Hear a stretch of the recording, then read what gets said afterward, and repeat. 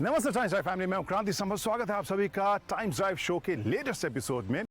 इस बार भी हम आपके लिए लेकर आए हैं एक से खास गाड़ियां, सवारियां। एक जो आपको अभी फ्रेम में शायद दिख रही होगी और कुछ एक जिनके बारे में हम अब आपको बताने वाले हैं।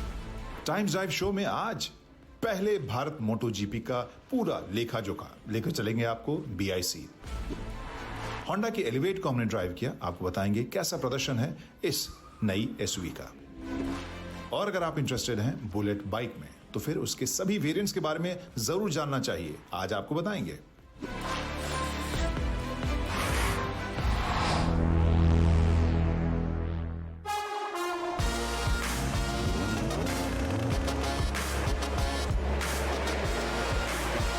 पहली बार इंडिया में मोटो जीपी, और ये सुनकर हो सकता है कि शायद आपका अंदाज़ा हो कि पता नहीं रिएक्शन कैसा होगा।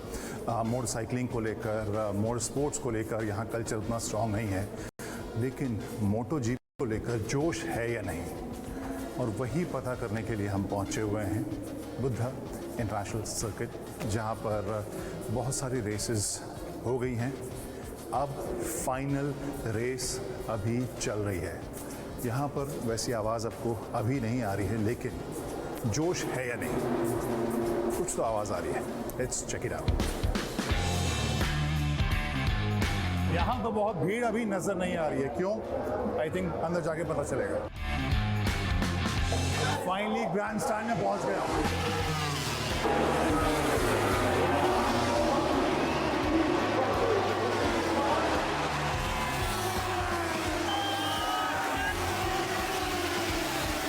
I'm pretty happy about this weekend. Hopefully we can do many more this year. So happy about today's race. You can trust me when I say I gave my 150%. To win is always beautiful, also by 1,000.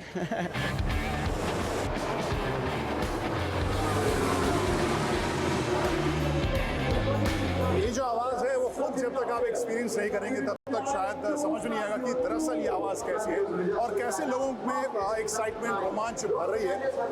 ये लग रहा था शुरू में कि हाँ, यहाँ पर ढेर सारा रॉक शो हो गया, म्यूजिक शो होगा, सेलिब्रिटीज आएंगे, एक्टर्स आएंगे और उससे लोगों में जोश आएगा, लेकिन नहीं। यहाँ पर मोटो 2 में भी जोश देखा मैंने, मोटो 3 में भी देखा, और अब तो मोटो जीपी की रेस चल रही है। मार्क मार्केज के ऊपर जो तालियां यहाँ बज रही हैं, फेनोमेनल। देखकर लग रहा है कि Moto GP is here to stay. Brand new race, brand new country और brand new track Moto GP riders के लिए। और प्रैक्टिस सेशन से पहले ये सवाल आ रहा था कि ये ट्रैक कैसा होगा। क्या F1 कार्स के लिए जो ट्रैक बनी थी वो मोटो जी के लिए ज्यादा कॉम्प्लेक्स तो नहीं होगी? ऑर्गेनाइजर्स के हिसाब से तैयारी पूरी थी और होमोलोगेशन के लिए जो रिक्वायरमेंट्स थे उस हिसाब से चेंजेस हो चुके थे। और प्रैक्टिस सेशन से साफ हो गया कि ट्रैक आसान नहीं था राइडर्स के लिए, लेकिन इन अ गुड वे।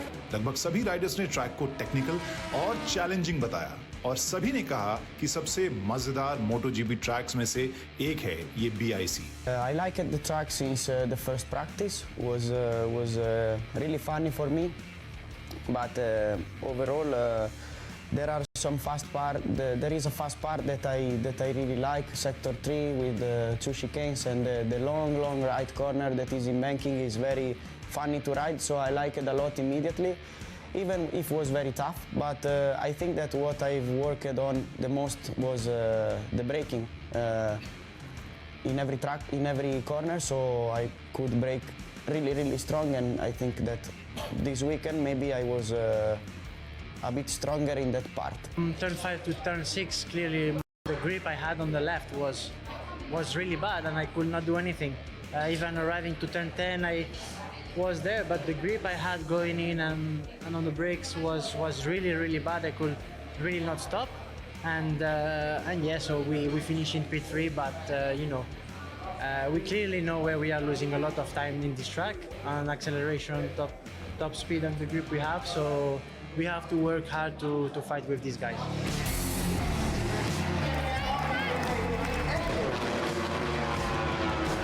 यहाँ पर आने वाले इंथुजियास्ट ने भी अपने डेसिबल लेवल से राइडर्स का दिल जीत लिया। भले ही सारे स्टैंड्स भरे ना हो, लेकिन लोगों का जोश ऐसा था कि MotoGP बाइक्स के एग्जॉस्ट को टक्कर दे रहा था। और इनका जोश बढ़ाने के लिए बॉलीवुड भी पहुंचा हुआ था। पहले तो मोटोजीपी बहुत ही ऐतिहासिक मूवमेंट है हमारे हिंदुस्तान में। उसके अलावा मोटोजीपी काफ़ी कुछ सीखना पड़ता है आपको, जैसे कि you need to wear a helmet, you need to wear safe riding gear. तो हमारे जो यंगस्टर्स हैं जो आज की तारीख में बिना जैकेट्स के बिना हेलमेट्स के चला रहे हैं, दिल्ली में 34 डिग्री है, track temperature must be close to 50 degrees. यहाँ पे हमारे प्रोफेशनल राइडर्स हेलमेट्स और सेफ्टी गियर पहन के चला रहे हैं। So I think it's a great lesson for everybody. और मैं पेरेंट्स को एनकरेज करना चाहूँगा कि बाइकिंग बहुत ही सेफ है ट्रैक पे।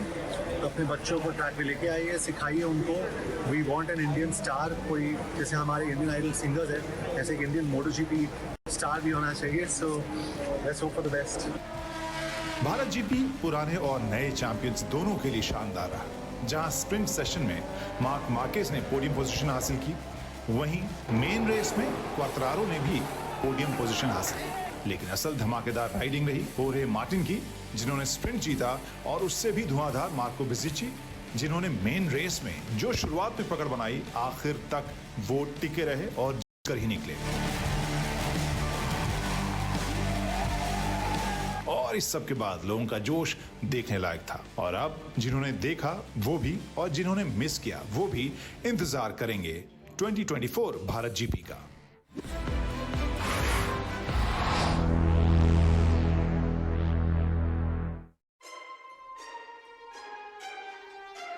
तो इस स्टोरी की शुरुआत में दो मुहावरे मुझे याद आ रहे हैं जो दरअसल क्वेश्चन के तौर पर मैं इस्तेमाल कर रहा हूँ। देर आए दुरुस्त आए with question mark, better late than never, again question mark. ये कॉन्टेक्स्ट है होंडा एलिवेट का।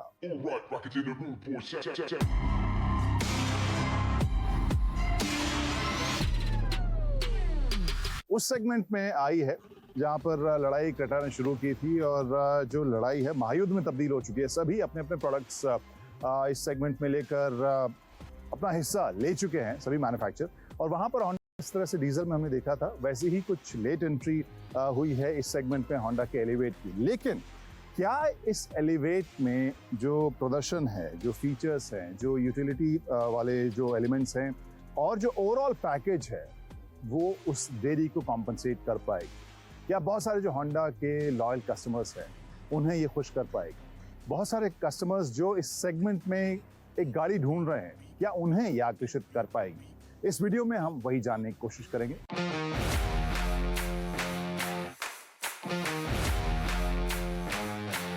सेगमेंट बहुत ही कॉम्पिटिटिव है। यहाँ पे बहुत सारी यूएसपीज के साथ आपको आना पड़ेगा अगर आप लेट एंट्री ले रहे हैं, जो होंडा एलिवेट के साथ केस भी है।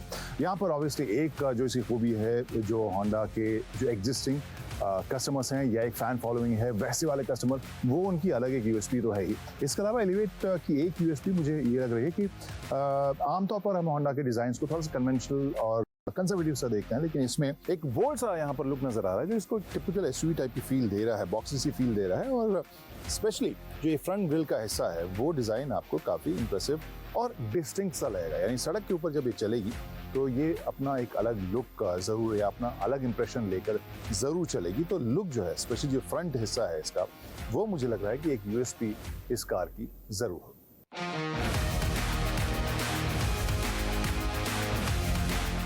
तो दोस्तों यहाँ पर होंडा एलिवेट के ड्राइवर सीट पर क्या कुछ माहौल है, फीचर्स क्या दिख रहे हैं, कितने यूजफुल हैं, कितने इजी टू यूज हैं, सब आपको बताते हैं। जैसे इस स्टीयरिंग व्हील की बात करें, यहाँ पर सॉलिड सी फील आपको मिल रही है। टिपिकल होंडा के जो डिजाइन आपको देखने को मिल रहे हैं स्टीयरिंग व्हील में, वही है। यहाँ लेफ्ट साइड में जो ऑडियो कंट्रोल है वो आप यहाँ से एक्सेस कर सकते हैं। फोन को कनेक्ट डिस्कनेक्ट करने का जो बटन है वो कर सकते हैं। राइट साइड में आपको क्रूज कंट्रोल का बटन मिल रहा है, और उसके ठीक नीचे आपको दो बटन मिल रहे हैं जो याद दिला रहा है कि एलिवेट में भी ADAS के फंक्शंस आपको देखने को मिल रहे हैं। तो ये कहानी है इस स्टीयरिंग व्हील के सामने। और इसके पीछे पैडल शिफ्टर्स आपको मिल रहे हैं, क्योंकि ये जो वर्जन है वो CVT वाला वर्जन है। अब बढ़ते हैं इस स्क्रीन के ऊपर। ये है लगभग 10.25 इंच का स्क्रीन, साफ सुथरा स्मार्ट सा, यहाँ पर बहुत ज़्यादा फ्लैशी नहीं है, लेकिन देखने में काफ़ी शार्प और क्लीन मुझे लग रहा है। वहीं मैंने बीच में जब दबाया तो ये एक और विंडो खुल जाता है जिसमें फिलहाल एप्पल CarPlay में जो म्यूजिक चल रहा है रहा है वो डिस्प्ले आ रहा है। यहाँ आपको कंपास देखने को मिलेगा, लेकिन इसे जब मैं स्लाइड कर रहा हूँ तो जो और ऐप आप यहाँ पर यूज़ करना चाहते हैं जो हमेशा इस डिस्प्ले में देखने को मिले, तो यहाँ पर क्लॉक हो, कैलेंडर हो, कंपास हो, पिक्चर हो, पीछे या लेफ्ट साइड का जो कैमरा है उसका आउटपुट लेना हो, या फिर होंडा का लोगो, यहाँ पर जो भी आपको चाहिए आप यहाँ सेट कर सकते हैं। इसके अलावा कुछ एक जो मोस्टली यूज या मोस्ट यूज ऐप्स होते हैं, सेटिंग्स होते हैं, डिवाइस लिस्ट से USB connected display, sound etcetera, ये आपको नीचे देखने को मिल रहे हैं। तो शार्प भी है, रिस्पॉन्सिव भी है, इंट्यूटिव भी है, और मुझे लग रहा है कि प्रैक्टिकलिटी के हिसाब से भी एक एक्स्ट्रा टच जरूर यहाँ मिल रहा है जब आपको अलग से फिजिकल बटन भी मिल रहा है। अब इसके ठीक नीचे एक रेक्टेंगुलर दो आपको AC वेंट शेप मिल रहा है। बहुत ज़्यादा मैं स्टाइलिश नहीं कहूँगा, लेकिन इसके ठीक नीचे थोड़े से ब्रश मेटालिक इंसर्ट्स के साथ बीच में आपको क्लाइमेट कंट्रोल के बटन्स और यहाँ फिजिकल बटन्स वो देखने को मिल रहा है। Nice, smart. इसके ठीक नीचे वायरलेस चार्जिंग की सुविधा है। पावर आउटलेट यहाँ पर आपको 12 वोल्ट का मिल रहा है। 2 टाइप A आपको USB के पॉइंट्स मिल रहे हैं, और इसके अलावा जैसे मैंने बताया कि यहाँ बटन वायरलेस चार्जिंग का, यानी वायरलेस चार्जिंग जो है वो इंगेज है, वो आपको यहाँ पर देखने को मिलेगा। अब स्पेस की बात करूँ, मुझे स्पेशियस ये लग रही है, और मेरे लंबे ड्राइव के लिए भी आई थिंक नी में कोई दिक्कत, मुझे रिस्ट्रिक्शन नहीं लग रहा है, सो दैट इज़ ओके। जो कुशनिंग है वो मुझे सॉलिड लग रही है। हाई सपोर्ट मुझे स्पेशली अच्छा सा लग रहा है। कंपनी वैसे दावा भी कर रही है कि ये एक ऐसी कार है जो लंबी ड्राइव के ऊपर बहुत कंफर्टेबल आपको लगेगी, जिसके लिए उन्होंने जो लोअर बैक सपोर्ट के लिए जो कुशनिंग है वो बेहतर की है, न सिर्फ आगे बल्कि पिछली सीट पर भी। जिस सेगमेंट में एलिवेट आ रही है वहाँ पर जो कस्टमर्स की दीवानगी है, उस लिस्ट में सबसे टॉप पे जो चलने वाला फीचर है कौन सा है? सनरूफ। इसमें भी आपको देखने को मिल रहा है सनरूफ जो है एलिवेट में। आप देख सकते हैं जो साइज़ है, हो सकता है कि कुछ एक कस्टमर्स थोड़े से निराश हों, क्योंकि इस सेगमेंट में सनरूफ के साइज़ की जो लड़ाई है, वैसे इंफोटेनमेंट स्क्रीन के साइज़ की लड़ाई अब थोड़ी सी सेटल होती नजर आ रही है, सनरूफ में लड़ाई अभी चल रही है। पैनोरामिक सनरूफ का इतना चलन है, हालांकि कंपनी का कहना है कि ये साइज़ उन्होंने गाड़ी के सेफ्टी, डायनामिक्स, बॉडी रिजिडिटी, इन सब को देखते हुए और कस्टमर्स की डिमांड को देखते हुए इसी साइज़ को चुना है। सो लेट्स सी कस्टमर्स का जो रिएक्शन है वो क्या, क्योंकि आजकल आप देख रहे हैं पूरी की पूरी छत सनरूफ से भरी हुई आजकल नजर आती है। आप चलते हैं सेकंड रो में, वहां पर कहानी क्या है, लेट्स सी। तो Kranti Samar reporting from the second row, Honda Elevate. अगर मैं 2 पैसेंजर्स की बात करूं, बहुत ही शाही अंदाज में, काफी स्पेशियस और काफी कंफर्टेबल तरीके से वो जाते हुए नजर आ रहे हैं। हेडरूम भी आपको इसमें काफी मिलेगा, जैसा इस कार में आप मेरी हाइट के कॉन्टेक्स्ट में समझ सकते हैं। यहाँ पर पॉकेट्स हैं, फ़ोन रखने के लिए भी आपके पास एक्स्ट्रा पॉकेट यहाँ दिया गया है। AC वेंट है, सिमिलरली इस साइड भी आपको मिल रहा है। बॉटल रखने के लिए एक जगह है। यहाँ पे भी लेदर टाइप के इंसर्ट्स जो हैं वो आपको जो डोर पैनल है उसमें देखने को मिल रहा है। ओवरऑल प्रीमियम साफ सुथरी फील है, लेकिन जो USP है, जो शायद इस कार की भी होगी मुझे लगता है, second row space. Really impressed with this. और एलिवेट में स्पेस की बात अगर मैं करूं तो सेकेंड रो ने इम्प्रेस किया ही। लगेज स्पेस वो भी आपको इम्प्रेसिव सा लगेगा, अच्छी जगह है। 458 लीटर्स की इसमें आपको देखने को मिलेगी।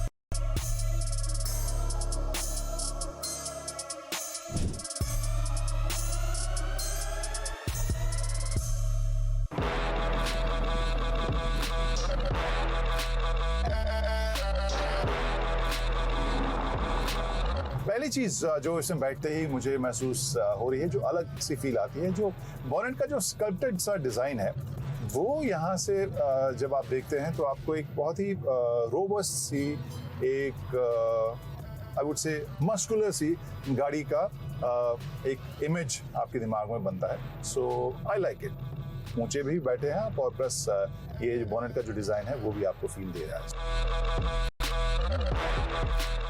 दूसरी चीज़ जो इंटरेस्टिंग है वो ये कि जब हमें पता है कि सिटी के प्लेटफॉर्म के ऊपर ये तैयार गाड़ी है, तो आप समझ सकते हैं इसे चलाने के बाद कि एक ही प्लेटफॉर्म को शेयर करने के बावजूद गाड़ियाँ कितनी अलग अलग हो सकती हैं, महसूस कर सकती हैं, साउंड कर सकती हैं। जैसे इसी को अगर मैं कहूँ चलाते वक्त तो बिल्कुल अंदाज़ा शायद ही किसी को हो कि हाँ उससे कोई इसका रिश्ता है, लेकिन काफ़ी रोबस्ट सी फील होती है। सस्पेंशन जो है जिस तरीके इसमें लगाया गया है, जो बदलाव किए गए हैं, वो मुझे काफ़ी रीअश्योरिंग सा लगता है। जैसे छोटे अंडुलेशन है, जैसे कि ये है, हल्के छोटे से गड्ढे, सड़कें जहाँ हल्की फुल्की टूटी हुई हैं, अभी बारिश उदयपुर में काफ़ी हुई है और यहाँ पे जो सड़कें हैं वहाँ पर मुझे ऐसा नहीं लग रहा है कि कार जो है वो फ्रिजाइल है या डेलिकेट है, नहीं, काफ़ी रोबस्ट तरीके से ये उन गड्ढों से निकलती है और सस्पेंशन आपको काफ़ी रीअश्योरिंग लगता है। और सिमिलरली जो बड़े जो स्पीड ब्रेकर्स हैं वहाँ पर भी आपको वैसी सी ही फील आएगी, जो आवाज़ है वो आपको लगेगा कि हाँ एक ठोस गाड़ी आप उस स्पीड ब्रेकर से निकाल रहे हैं। So I like the way this drives, और स्पेशली जो सस्पेंशन का सेटअप है वो मुझे काफ़ी रिएश्योरिंग लग रहा है। हैंडलिंग की बात करें तो जिस तरह के अभी सड़कों पे हम चला रहे हैं काफ़ी उसमें टर्न्स हैं और वहाँ ऑब्वियसली आपको बॉडी रोल महसूस होगा। जो गड्ढे होंगे बड़े तो फिर आप साइडवेज मूवमेंट भी महसूस करेंगे, लेकिन ओवरऑल मुझे काफ़ी काम और कंपोज ही गाड़ी लग रही है।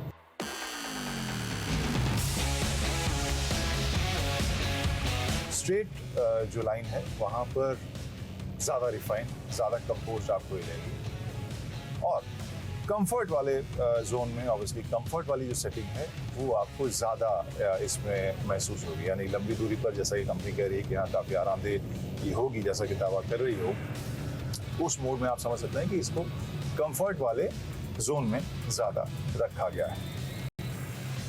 इंजन की बात करें तो वहाँ पर जो फिलहाल हम CVT वाला वर्जन चला रहे हैं और मुझे इसमें कोई शिकायत नज़र नहीं आ रही है। बहुत ज़्यादा मैं एक्सप्लोसिव नहीं कहूँगा, ताबड़तोड़ नहीं कहूँगा, लेकिन जैसे जैसे मैं एक्सीलरेट कर रहा हूँ ये अच्छे से पुल कर रही है। बहुत ज़्यादा आपको ग्रंटी शायद ना लगे, बट आपको फील होगा कि हाँ ये स्ट्रगल नहीं कर रही है, बहुत ही आराम से कंपोज तरीके से ये आपको पावर डिलीवर कर रही है।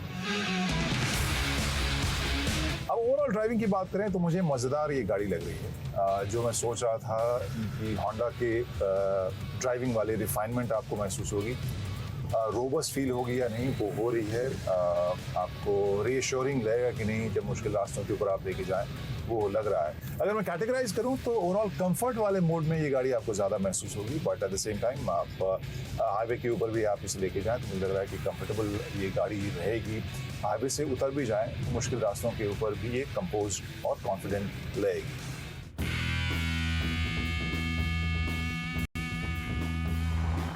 तो अभी तक जो गाड़ियां सवारियां आपने देखी हैं उनके बारे में आपकी राय क्या है, हम ज़रूर जानना चाहेंगे। और इनकेस कोई कन्फ्यूजन है तो उसे भी हम ज़रूर दूर करना चाहेंगे आपके लिए। तो उसके लिए करना ये है कि जो भी सोशल मीडिया हैंडल्स आपको दिख रहे हैं टाइम्स ड्राइव के अपने टीवी स्क्रीन पर, उन्हें फॉलो कीजिए, अपने सवाल भेजिए और हम कोशिश करेंगे उनके जवाब देने की। और आप कोशिश करते हैं एक छोटा सा ब्रेक लेने की, लेकिन आप कोशिश कीजिए कि चैनल ना बदलें, क्योंकि एक और ख़ास कहानी आपके लिए हम जल्द लेकर आ रहे हैं। हेलो फ्रेंड्स, स्वागत है सभी के टाइम्स ड्राइव के एक और वीडियो में, जहां पर मैं आपसे बात करने वाला हूं रॉयल एनफील्ड की 2023 बुलेट 350 के कलर ऑप्शंस के बारे में। थोड़ी बहुत चेंजेस मोटे मोटे इन टर्म्स ऑफ वेरिएंट्स क्या देखने को मिलते हैं, थोड़ा बहुत मैं आपको इसकी असेंबली लाइन जो है इसका भी थोड़ा बहुत टूर यहाँ पर कराने वाला हूँ।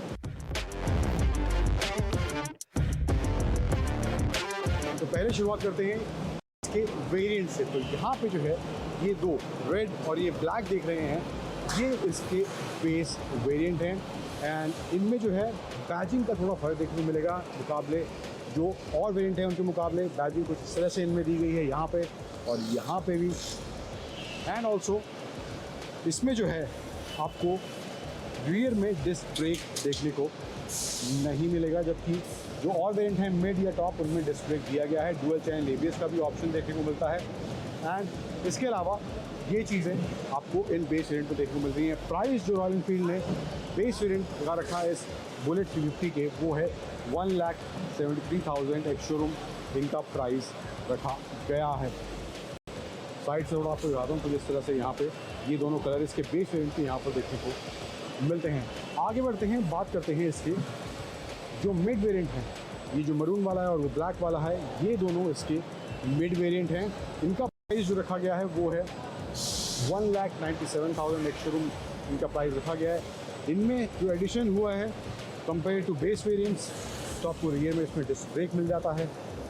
जो बैजिंग है वो थोड़ी प्रीमियम रेट्रो फील वाली इसमें यहाँ देखने को मिल जाती है। ऊपर नीचे रॉयल एनफील्ड और बुलेट 350 की जो बैजिंग दी गई है, कलर कॉम्बिनेशन थोड़ा देखने को मिलता है अलग आपको। यहाँ पे ये गोल्डन स्ट्राइप्स इनके टैंक पे दी गई हैं। साइड जो भी आपको ये स्ट्राइप्स देखने को इसमें मिल जाएंगी। एंड इसके अलावा जो बाकी सब चीज़ें हैं वो ऑलमोस्ट सिमिलर हैं। ये इंस्ट्रूमेंट क्लस्टर को जिस तरह से इसमें दिया गया है, ये इसका डिजिटल नेगेटिव डिस्प्ले है, एनालॉग इसका स्पीडोमीटर दिया गया है, रॉयल एनफील्ड बुलेट 350 की बैजिंग यहाँ पर इसमें देखने को मिल जाती है। एंड फ्रंट में सेम वही है, कोई चेंज यहाँ पर देखने को नहीं मिलता है। फेस भी सब कुछ वैसा ही, कोई डिफरेंस नहीं है। एलईडी हेडलैम्प्स नहीं दिए गए हैं। एंड ये पायलट हेडलैम्प्स यहाँ पर आपको ऊपर इसमें देखने को मिल जाते हैं, जो हम बुलेट में देखते आए थे। ये तो बात हो गई इनके बेस, जो कि ये दोनों हैं, और ये दोनों इसके मिड वेरिएंट है। ये जो बीच में खड़ा है ये एक नया कलर रॉयल एनफील्ड लेकर आई है इस बुलेट में। इसको रॉयल एनफील्ड कह रही है ब्लैक गोल्ड। एंड इसमें जो है बैजिंग आपको वो सेम मिड वाली देखने को मिलेगी, लेकिन जो कलर कॉम्बिनेशन है यहाँ पे देखें, आप रेड देख रहे हैं, इसमें जो है यहाँ पे ये ब्लैक दिया गया है। जहाँ पे रॉयल एनफील्ड लिखा है, जहाँ पे ये बुलेट 350 लिखा है, इसको ब्लैक में दिया गया है, वहाँ पे रेड में देखने को मिल रहा है। ऑल्सो इसकी जो है इंजन केसिंग जो है आप देखेंगे सिल्वर है, एल्यूमिनियम फिनिश है। यहाँ पे जो है पूरा ब्लैक आउट इंजन केसिंग दिया गया है। एंड जो इसका एग्जॉस्ट है वो भी पूरा ब्लैक आउट यहाँ पर आपको देखने को इसमें मिल जाएगा। जबकि इसमें जो है ये क्रोम फिनिश में इसका एग्जॉस्ट टेल दिया गया है, जो कि इसका मिड वेरिएंट है और जो कि इसका बेस वेरिएंट है। इनमें क्रोम फिनिश में दिया गया है, लेकिन जो टॉप वेरिएंट है ये वाला, इसमें आपको ये ब्लैक आउट फिनिश इसमें देखने को मिल जाती है।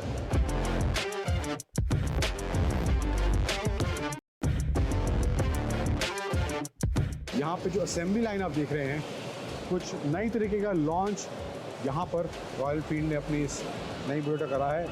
एंड यहीं पर इसकी असेंबली लाइन चल रही है, यहीं से बुलेट निकल रही है असेंबली लाइन से, वहाँ पे उनकी डायनो टेस्टिंग हो रही है। यहाँ पे देखिए, यहाँ पे आके इसकी सीट फिट हो रही है, यहाँ पे सीट फिट नहीं है।